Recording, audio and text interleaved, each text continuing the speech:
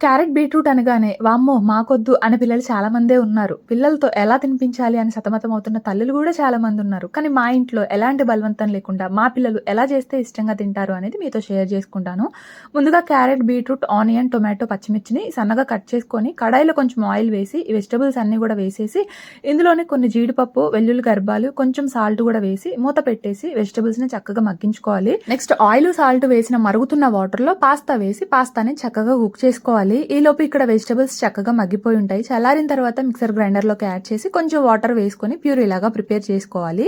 ఇప్పుడు కడాయిలో కొంచెం బటర్ వేసుకొని ఈ ప్యూరీ మొత్తాన్ని కూడా వేసి ఇందులోనే టేస్ట్ కి తగ్గట్టు సాల్ట్, పసుపు, మిరియాల పొడి, ఒరిగానో కావాలనుకుంటే కొంచెం కారం కూడా వేసి ఒకసారి మిక్స్ చేసుకొని వాటర్ వేసాం కాబట్టి మూత పెట్టేసి ఒక బాయిలింగ్ రానిచ్చిన తర్వాత ఉడికించుకున్న పాస్తా కూడా వేసి మంచిగా టాస్ చేసుకోవడమే.